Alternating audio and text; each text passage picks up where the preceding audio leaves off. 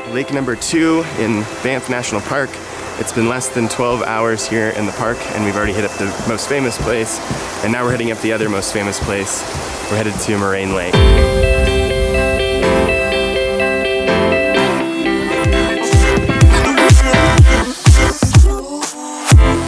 How's it going, guys? Today I wanted to talk to you about audio, and in particular audio when it comes to vlogging. Now, over the years I've experimented a bunch of different techniques, and I will say that for me, using a gorillapod and having my camera attached and a massive Rode VideoMicro, it just feels super awkward for me in public vlogging. Like, I love the content that I create, but you'll notice a lot of my old content while I'm traveling, I do voiceovers, and I think I like the production quality of doing voiceovers, so I don't think I'm gonna stop doing that. However, I think that for me, like when my camera turns into this huge thing, it just feels super uncomfortable and kind of takes me out of the moment. And so for me, I kind of want to stay in the moment with my friends and what's going on and not make people feel uncomfortable, and that setup for me is just too big. Now, I mentioned I've used the Rode VideoMicro in the past, and it is an amazing microphone. They're coming out with one later this year that has the ability to turn on and off with your camera, so you don't have to worry about the battery dying. I think it's also USB rechargeable from what I read. The thing for me though is that that microphone is really big on my camera, and again, like I said, I don't like to feel too uncomfortable out of the moment, and for me, it's just one of those things that I bought and I never ended up putting it on, and I'd use it occasionally but not too often. So I did some more research and I came across the Rode VideoMicro. This is one of the smaller microphones they make. It's $59 currently on B&H Photo. The microphone is so tiny. I can put this microphone on top of my camera. I can also connect it to a stand and record from it like I'm doing right now.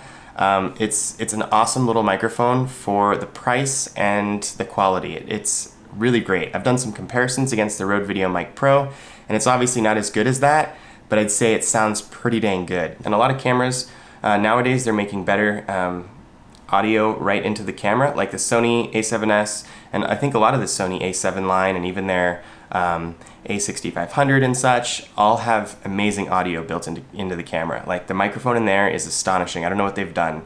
I also have a Canon and an Olympus camera, and the audio internally, the internal mic is terrible, but Sony, you did a really awesome job. Like, the audio is great.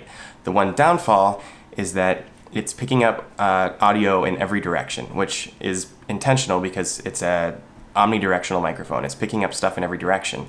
However, I noticed when I'm vlogging and talking, like a few of the times I've been in Portland, for example, when this happened. So, tours in Portland and the Nice Hotel hit us up. I was picking up noise from everywhere that was going on. I was in a crazy stadium and there was people around me in every direction. And that is the purpose, I think, of having a little shotgun, a little directional microphone on your camera, so that if there's noises and things going on, let's say you're on a boat, let's say you are in a helicopter, let's say you're in the car, there's noises going on everywhere, and I think that's the time that you really need to have a directional shotgun microphone, even if the microphone in your camera is really amazing. I have been experimenting with the Rode VideoMicro over the last year or so, and now I basically leave it on my camera all the time. It's so tiny.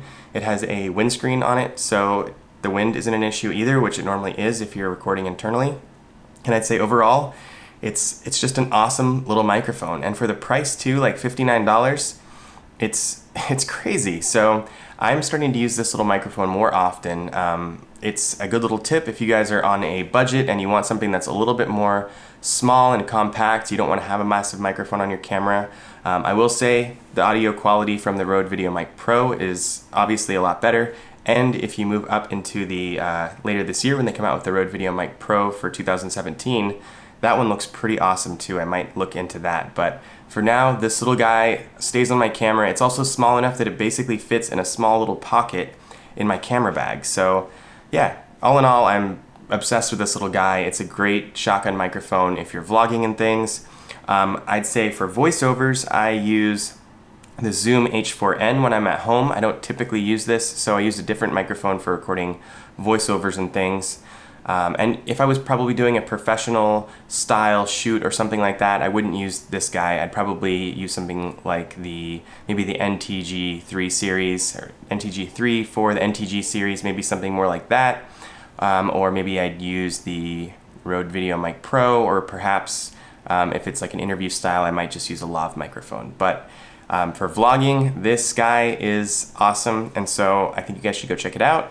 I wanted to share that with you guys. If you guys aren't following me on Instagram, it's Mike_Dewey. Yeah, I'm excited to show you guys more tips and tricks coming up. If you guys have any ideas of things you want me to showcase, leave those in the comments, and I will see you guys soon. Later.